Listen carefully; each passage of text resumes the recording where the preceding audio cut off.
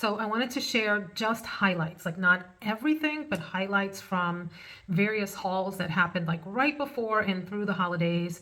So this is kind of a mishmash of skin products and makeup and some other things that I just wanted to share. So like some Fabs, some Mez, and some fails. Let's start with the Fabs.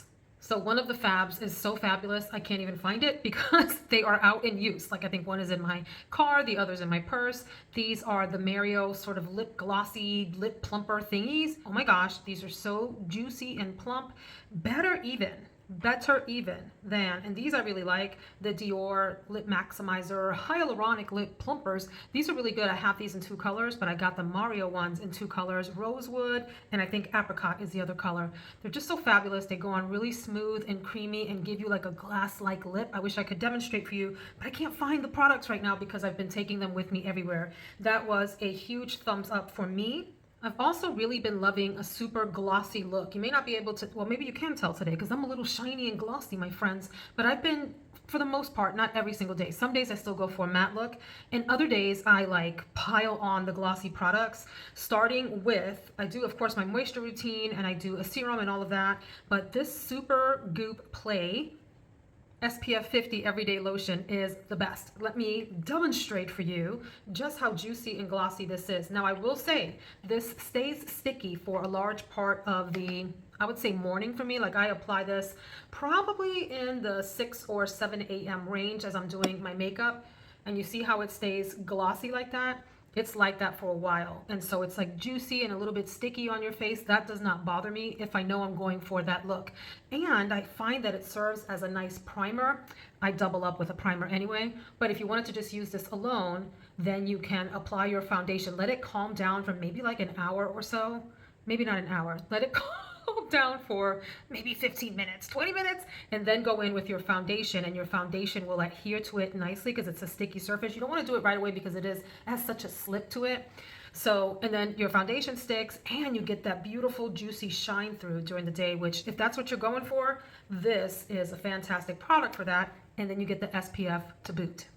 I have been loving this, what is this? The CosRX Advanced Snail 96 Mucin Power Essence.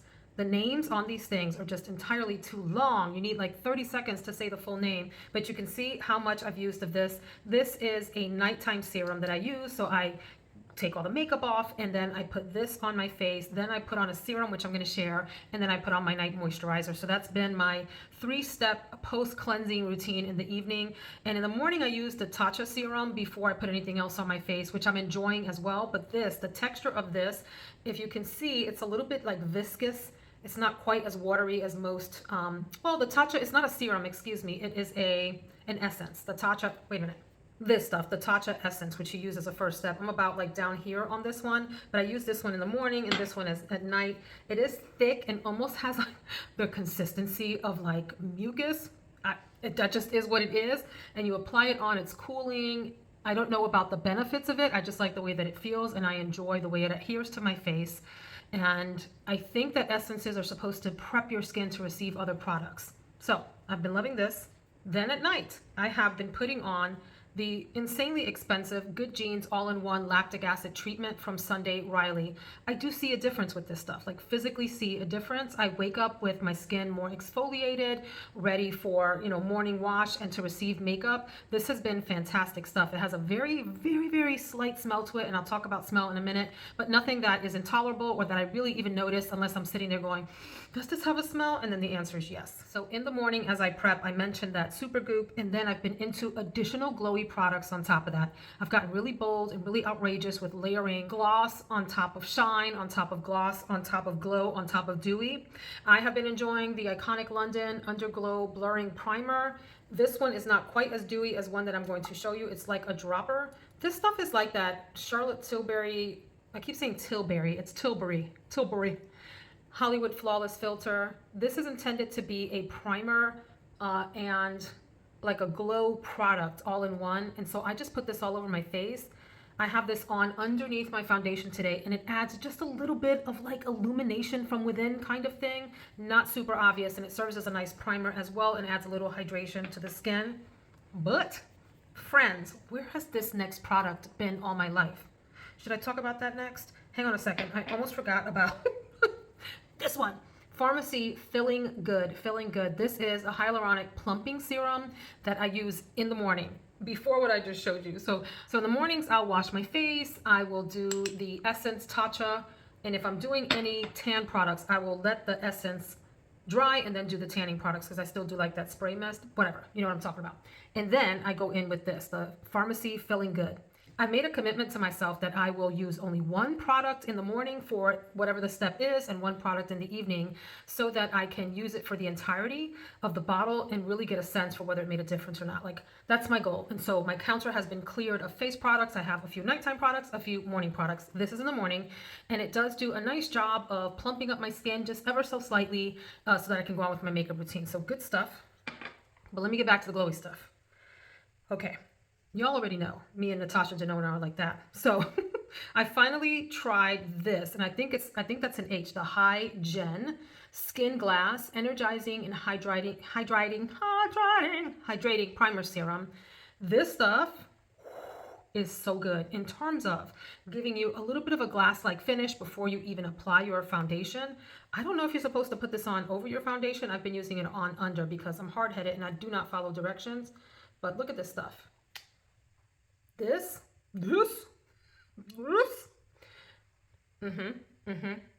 Yep. So if you're like me and you put on foundation and powder and you still want a little bit of glow to shine through, this is a product you want to think about. This is fantastic and I really enjoy using it. And I'm gonna tell you what, I work from home, as you know, and I video conference and I can see this glow. It makes it look like this part of my cheek is sitting super high and like it makes me feel young. Like in the camera, I look like I have high, shiny cheekbones. The light is naturally hitting my cheekbones just where it should. I love this stuff. I did a little reel on the Rare Beauty Under Eye, I think it's called the Skin Brightener, and on the Rare Beauty Highlighter. So this is in the color Exhilarate. And then I think I have this one in medium. And this is a beautiful highlighter. Oh my gosh, so much fun to use. Let's do a little bit of this. I did a reel talking about this on Instagram, but check this out. Okay, boom. Remember the days of makeup YouTubers trying to beam out to the heavens? Well, if they ever bring that type of look back, this is great for that. It's also awesome for an inner corner highlight, under eyebrow arch, this little part of your arch here. If you like to do the tip of the nose thing, I don't do that. I kind of do it across the bridge, etc. Any place that you want to push out on your face. Really good. This stuff here, this, oof. I'm shocked. I don't know what kind of weird technology is in here. I know liquid having technology sounds weird.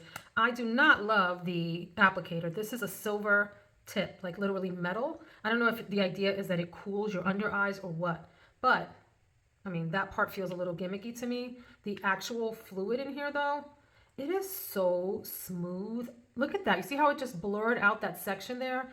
And mind you, that had all the glow products underneath. So there you go. Okay.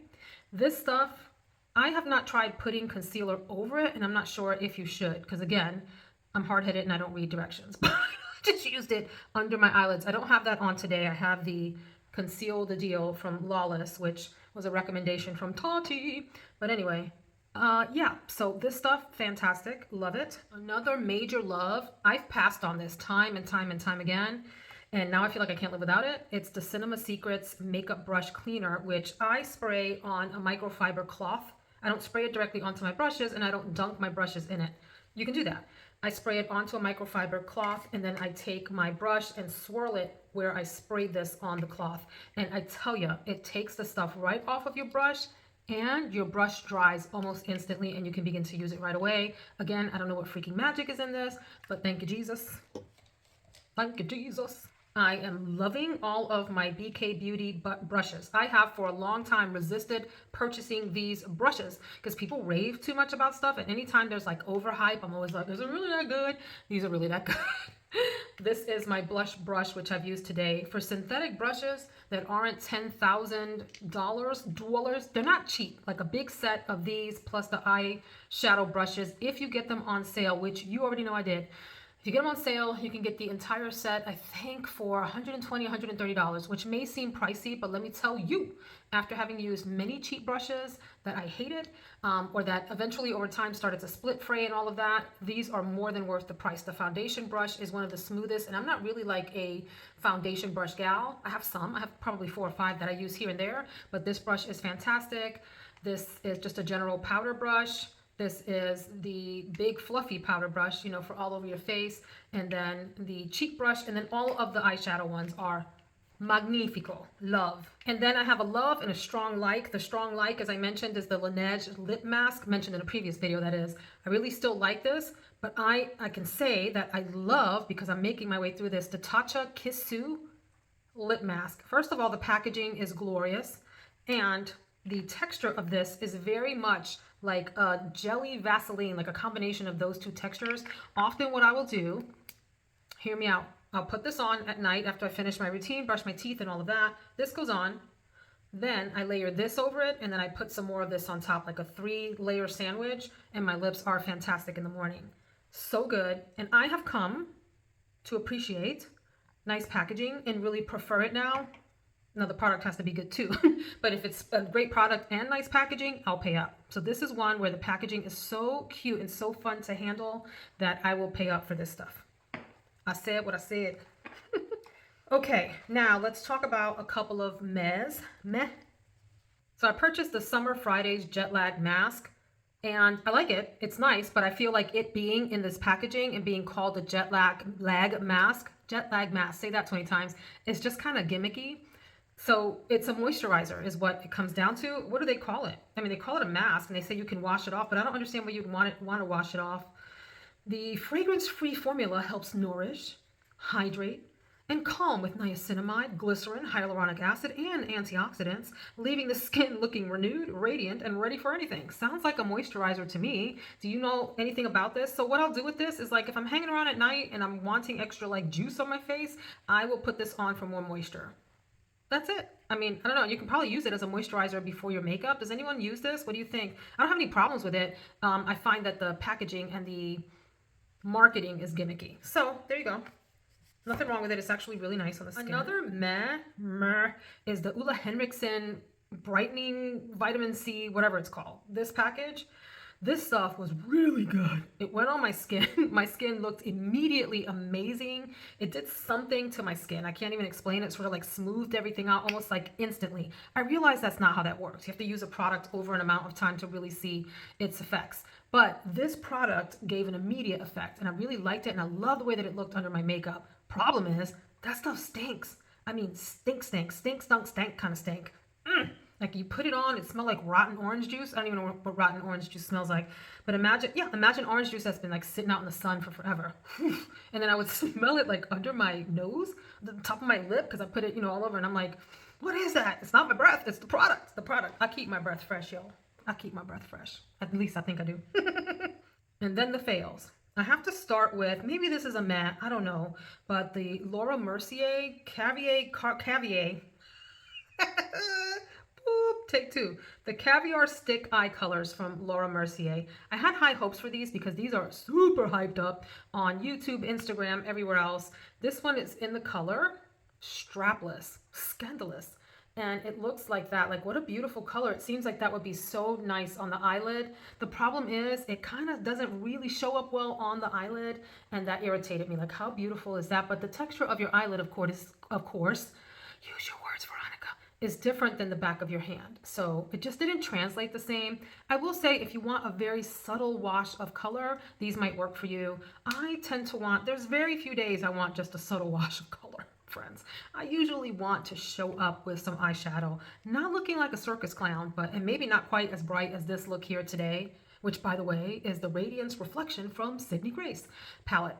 But I want some color. Like, I'd like it to show up like that, and it doesn't. It shows up more very muted, kind of even softer than that. So if you like that, try the sticks. I personally thought it just, for the money, these are not cheap sticks. No, thank you. My other major fail from recently, there's a part of this that is a big win and a part that's a major fail. It's the Elemis Pro-Collagen Naked Cleansing Balm. So this is supposed to be one of those like take off the day kinds of balms where you rub it on your face and it gets rid of all of the gunk. Did it get rid of all of the gunk? It did. However, the problem is the texture is almost like Carmex. Is it Carmex or Carmax? No, Carmax sells cars. Carmex that you put on your lips. That texture. It is so thick. Look at that. And hard to wipe off. The directions actually tell you to wipe it off with like a dampened cloth, which that's not what I want to be doing. I like to do a dry cleanse in that I use a regular like cleansing balm and then I just wipe it off with a towel or like a microfiber cloth I wipe it off with, and that takes everything off. This is best taken off with a wet cloth. So here I am over the sink, wetting the cloth, and for all of that, I might as well just wash my face like normal. The other thing is this stuff has a strong chemical smell. It'll tell you on the website that it smells like spa. It does not. It smells like chemicals. It smells like smashed up, gross chemicals is all I can say. And it tastes bad. Did I stick it in my mouth? No. But when you're putting product all over your face, inevitably some gets on your lip. Some gets on your lips. And occasionally, you know, as you're doing that sort of thing, you might taste a little by mistake and it tastes disgusting. So between the texture and needing to wipe it off with a cloth that's wet, so all of the mess of that, and the smell and the taste on a product you're not supposed to eat, this is a big fat no for me. Now, this next one may be a little bit gross for you all if you don't talk about it, or if you're a little bit more sort of formal and don't like to talk about certain things like this, but I'm gonna just share it with y'all. I tried 2 new deodorants. No, I wasn't gonna talk about anything crazier than that. Come on. I have the Kopari deodorant that has like, it's made out of coconut oil. And then this one, the native deodorant that is in the coconut and vanilla scent.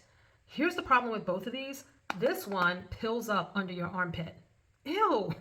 I don't need my deodorant pilling up. That's so gross. And then when you go to wash, it's like little balls of deodorant are hanging out under there, like dingleberries in your armpit.